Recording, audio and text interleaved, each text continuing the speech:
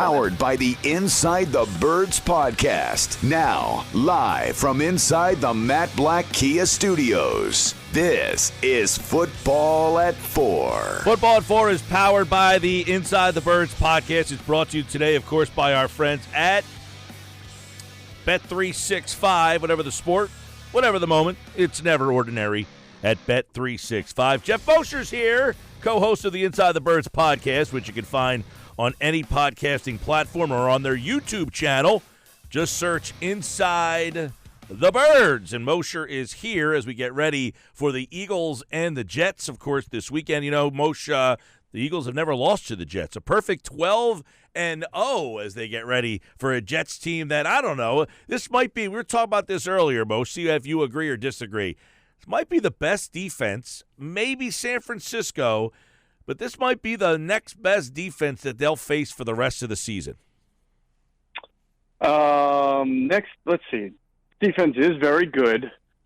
They've got a couple injuries. One of their better cornerbacks, DJ Reed, I'm not sure if he's going to play. Williams, the D-tackle, is really good. Mosley's been there for a bit now. Yeah, it's pretty good. You're right. The Niners are up there.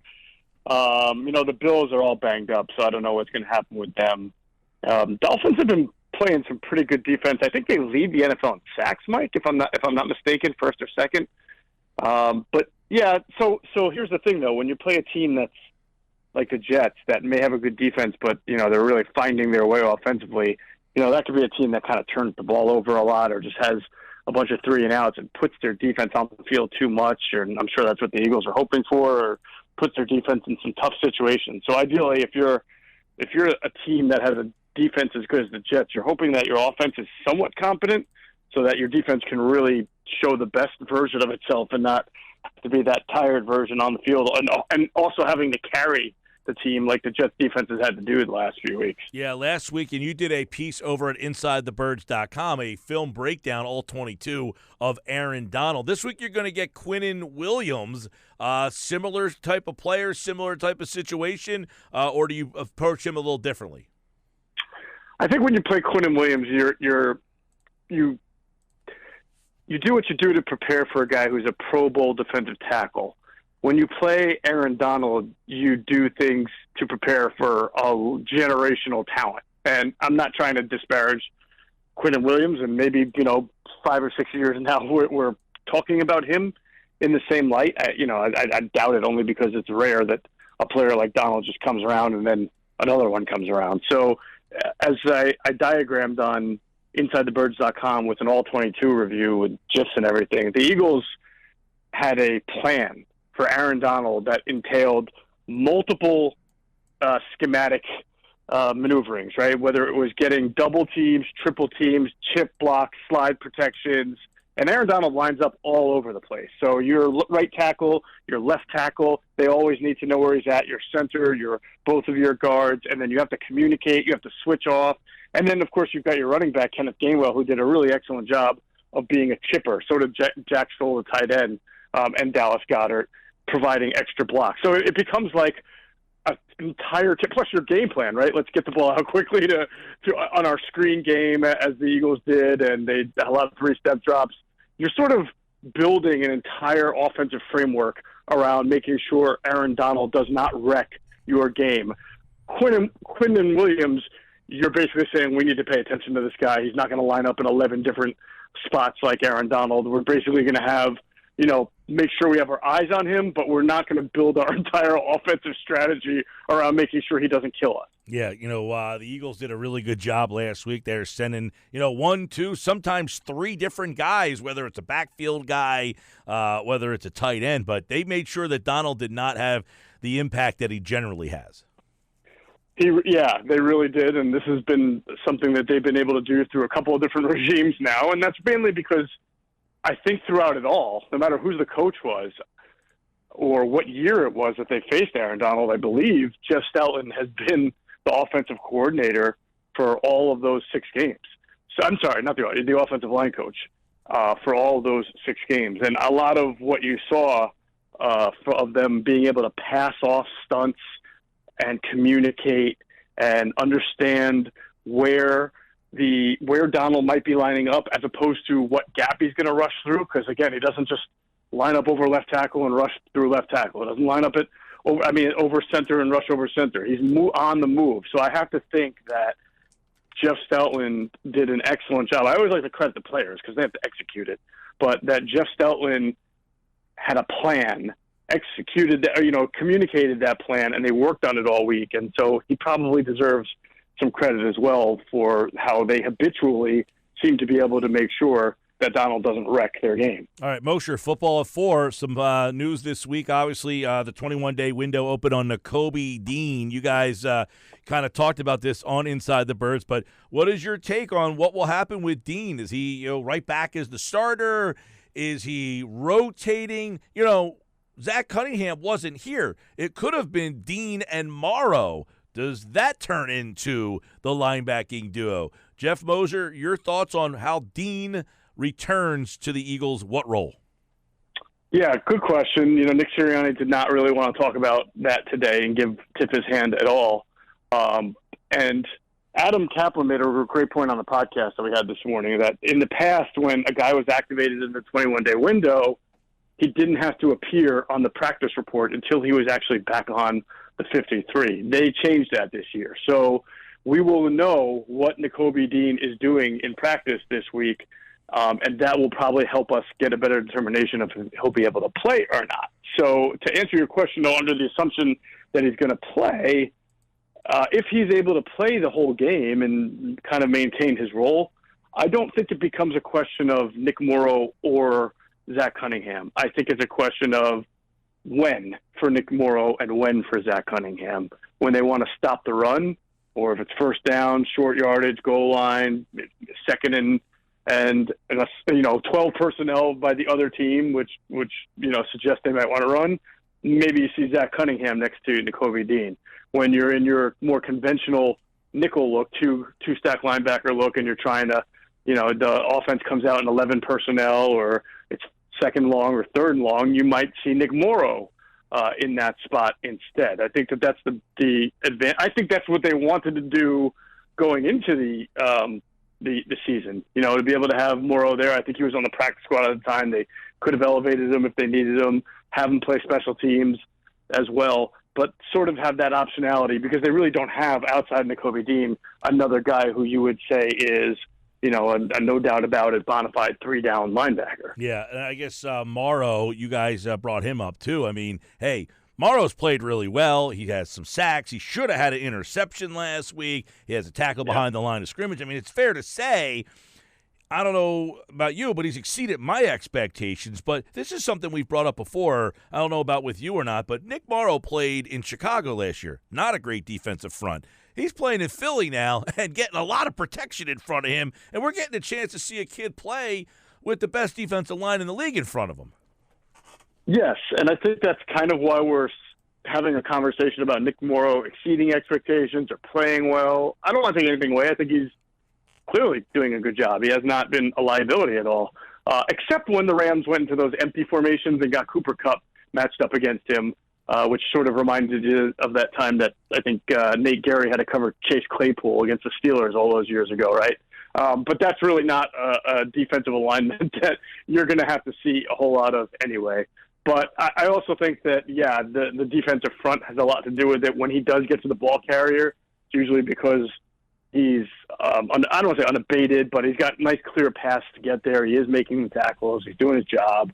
The sacks he got 2 weeks ago was kind of like on the delayed blitzes because the running back stayed in, so he didn't have to cover him. So you get to kind of go, in that case, rush the quarterback and see if it works, and it works. So I know it sounds like I'm kind of saying he's not all that, and I don't mean to suggest that. I just think your point about how good the defensive line is and how much that helps a linebacker like him who's undersized is very valid. It's very valid and important to the context of it. Well, and Moshe, we discussed this. I don't know about with you this week during Football 4. I might have asked Adam yesterday, but they lost Javon Hargrave, who is still a really good player. In fact, is having a really good year in San Francisco. I don't think you've heard his name mentioned like, man, they really could have used Hargrave. I mean, this shows you how good the defensive front has been. It's probably better than it was last year. in certain, I mean, it certainly isn't, it certainly is not worse, right? And you're right, against the run, it's certainly better. I mean, that was an area, if anything, what we've talked about Javon Hargrave this year, it's almost been like in a negative light, meaning like, he really wasn't a very good run defender. He was up the field looking for the sacks, and there were times that the Eagles got run on against last year. This year, you put Jalen Carter in there, you have Fletcher Cox playing more snaps than he's played in years, and they're just fighting off double teams and swallowing up running backs, and Milton Williams is doing a great job against the run too. It almost seems like the rookie sensation of Jalen Carter has been infectious, and Jordan Davis, of course, you can't undersell his second-year development, his ability to be on the field and make an impact in run defense. So I would say that combination of Carter, the Georgia combination of Carter and Davis, makes the Eagles' defensive line so much different this year, so much more of a bully against the run this year than it was last year. Think about this, too. You didn't have Hargrave, obviously, all year. You had no Fletcher Cox last week either, and you still didn't recognize that you were short on the defensive front. That's how good they've been there. I know one of the topics this week will be Bradley Roby and that secondary. Did Roby do enough to say that position is now fixed? Fixed is a word. Hey now, a lot of confidence now in that spot. I will say this about Roby. He played a lot in the second half, and so he played a lot more snaps than I thought he would be able to play, having just arrived and not been with a team for a couple of weeks. And I will say I think he actually turned in the most pivotal sort of play in the game. Was early in the fourth quarter.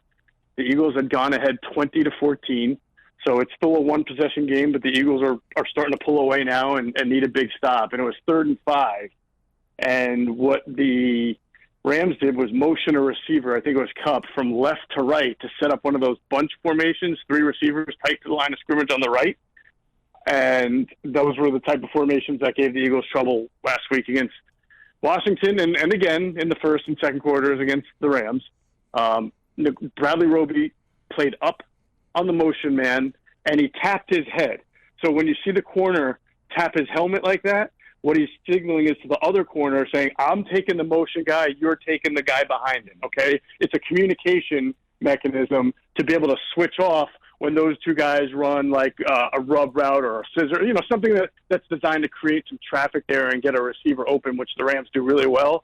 His ability to come down, make that communication, to do the switch off, and then the Eagles then switching off correctly, and everybody was covered. Matthew Stafford wound up getting pressured and not completing the pass. That caused the punt.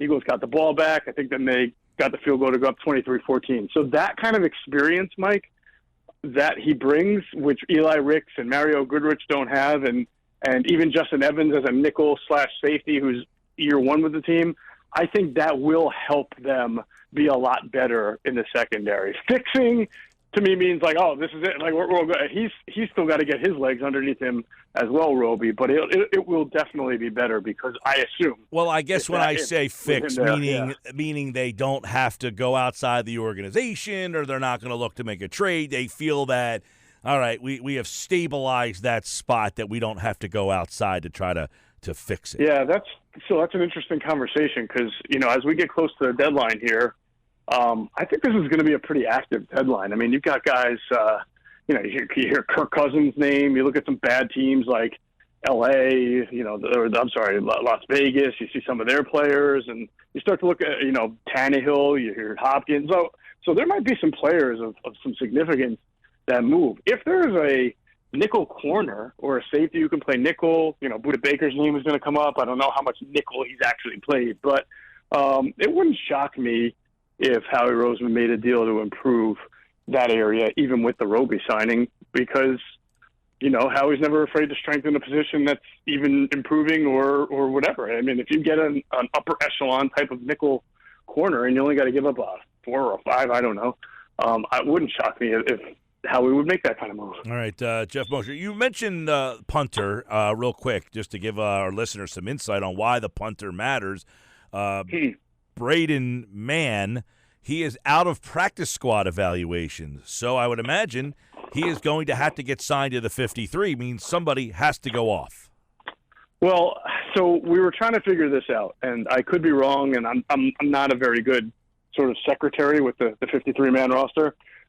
When Cam Jurgens went on IR on Friday or Saturday, I don't believe they made a corresponding move. So I think it gave them – I think they have 52 players right now on the IR. I bet Josh probably knows this better than I do, your producer. But either way, I think they only have 52. You're now assuming Josh pays attention to us. So now you're out. That's a good point. Yeah, you're out on that. But I would say so they can sign – if I'm correct, they can sign Braden Mann to be the 53rd without having to make a corresponding move. However, later in the week, if they want to activate Nakobe Dean to the 53 from being on the practice window off of IR, right, then they would have to make a corresponding move. Now, if I'm wrong, then they have to make two moves, right? Because then you're going to get Mann and Dean back, and two guys would have to go. All right, that's definitely something to keep an eye on, because they played the first couple of weeks of the season with a punter on the practice squad, released him, and now signed somebody to the practice squad and released him. They are at 52, Josh says. So there you go. They are at 52. I knew it. I had faith in Josh. Yes. This is an interesting game. It's an interesting week. You got Sauce Gardner, very good. Both corners, by the way, are very good for the Jets. This isn't just a Sauce Gardner led defense. I mean, their whole second. Now, if Reed is out, he is definitely a loss at the safety position for them. DJ Reed's pretty good. But Sauce Gardner and Quincy Williams, solid corner over there. This could be but to me, this is the kind of game where I think the Eagles might try to just run and demoralize and wear them out. Yeah, you're right. They tend to come out, in 11 personnel and throw the ball when they sense that there are some great opportunities, like they did against Washington, which has a really good defensive front, but had a secondary that they felt that they could take advantage of. I agree with you. They may look at the Jets and say, this is not a secondary that we want to test 35 times on Sunday, but it is a defensive front that we think with our personnel we can get the best of. It might be a little bit of a muck it up type game early, but we'll wear them down like we've done against some other teams. So it would not surprise me if they were a little bit more 12 personnel heavy, especially early, like they were even against the Rams early, and try to get that run game going, get that underneath game going. And as we talked about earlier, very good Rams, very good Jets defense. The offense, though, Hall, probably the best running back they faced. They had a big run last week, 70-yard run, had over 177 yards, 175 yards. He had 177. Wilson, we know, struggles, but does this offense bother you, scare you, concern you anywhere? The right guard's playing all right. He's a rookie, Joe Tippmann. Really was a center at Wisconsin. Thought he was a lot of personnel people told me they thought he was actually a better center than the kid that the Giants drafted from Minnesota, who's like 400 pounds, John Michael Schmitz or whatever his name is. So he's had a decent year as far as I understand. Connor McGovern has been there at center. He's played some. So Laken Tomlinson's been around forever. Becton is their left tackle. He started off as the right tackle, then he moved to left tackle. He apparently lost 50 pounds to try to fulfill his billing as a first-round pick from a couple of years ago.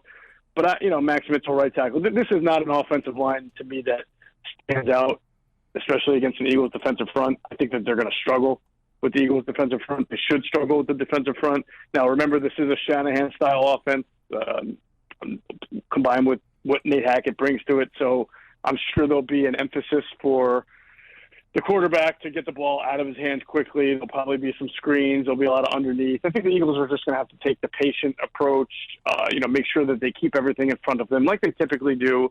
But when they get their opportunities in third down to come after the quarterback, I imagine that they will do that. If there's one thing that really has struck me over the last 2 weeks about Sean Desai's play calling is that he has dialed up the blitzing a little bit more. And just overall in 5 weeks, Mike, I think that when you compare what he does on different down and distances, specifically third down, like in the true pass defense, compared to what Jonathan Gannon was doing, I think you're seeing a lot more different styles of coverages.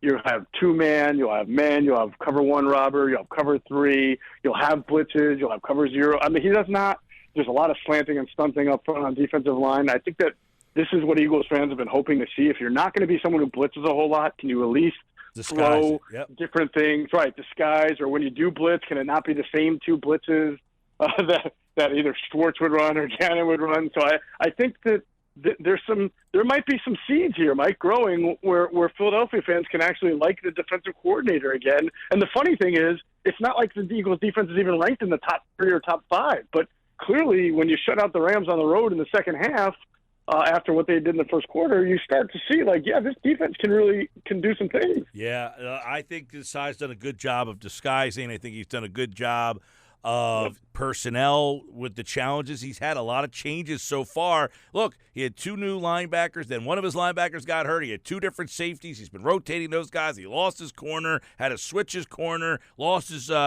defensive tackle, had another defensive tackle go out in Fletcher Cox. I think they've done a good job on the defense of kind of just holding on as they're trying to grow this thing. I think you said a good word there, grow it, and we'll see them grow it against the Jets. By the way, player prop for me in the game, it's got to be another Reddick sack, baby. I think this Jets line is going to have their handful against the Eagles defense this week. He's Geoff Mosher from the Inside the Birds podcast. And don't forget the Inside the Birds pregame show Sunday at 10 a.m. on their YouTube channel. Check them out there. Andrew's here tomorrow, Adam on Friday, and Jeff's back on Monday here on Football at 4. Thank you, buddy. You got it, Mike.